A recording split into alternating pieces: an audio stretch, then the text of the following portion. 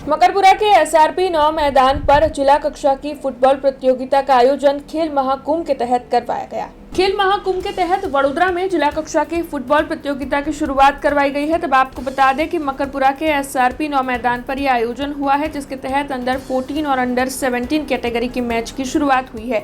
इस कार्यक्रम का शुभारंभ नायब पुलिस महानिदेशक राजेंद्र चुडासमा और साथ ही जिला खेलकूद अधिकारी डीएसओ दिनेश कदम के हाथों करवाया गया। तब वडोदरा शहर और जिले में से विभिन्न स्कूलों की 40 टीमों ने इस प्रतियोगिता के तहत काफी उत्साह से शिरकत की है और 3 दिनों तक 26, 27 और 28 ये टूर्नामेंट चलने वाली है। तब आपको बता दें कि इस दौरान विभिन्न रसप्रद मैच खेली जाएगी, जिसे लेकर खिलाड़ी बेहद ही उत्साहित है।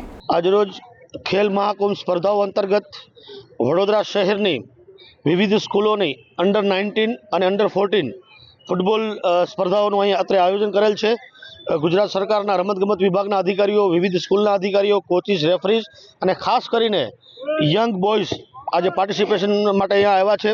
એસઆરપી ગ્રુપ 9 ખાતે તમામનું સ્વાગત કરું છું અને તમામને શુભકામનાઓ આપું છું। ખૂબ સારી રીતે રમે અને આગળ જઈને ગુજરાત લેવલે પણ ચેમ્પિયન બનીને આવે એવી શુભકામનાઓ। ખેલ મહાકુંભ 2025 અંતર્ગત વડોદરા જિલ્લા કક્ષાની ફૂટબોલ સ્પર્ધાનું આયોજન આજે એસઆરપી ગ્રુપ 9 મકરપુરા રોડ ખાતે કરવામાં આવ્યું છે, જેમાં વડોદરા શહેરમાં અંડર 17 બોયઝની આજે સ્પર્ધા છે, જેમાં 40 જેટલી ટીમોએ આજે આ સ્પર્ધામાં ભાગ લઈ રહી છે। બહુ ખૂબ જ મોટી સંખ્યામાં ભાગ લઈ રહી છે અને જે વડોદરાનું ફૂટબોલનું સ્તર પણ છે બહુ સારું છે।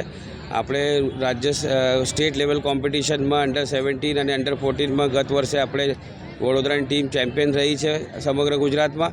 તો આ જે પ્રતિભા આપ સૌ જુઓ છો એનાથી જ વડોદરાનું નામ પણ રોશન થાય છે અને આગળ જઈને આ ખેલાડીઓને જે સરકારે સ્પોર્ટ્સ ઓથોરિટી ઓફ ગુજરાત દ્વારા જે પ્લેટફોર્મ પૂરું પાડવામાં આવ્યું છે એથી આ ખેલાડીઓ આપણા ગુજરાતનું પણ અને દેશનું નામ આગળ રોશન કરશે એવી આશા સાથે વિરમું છું।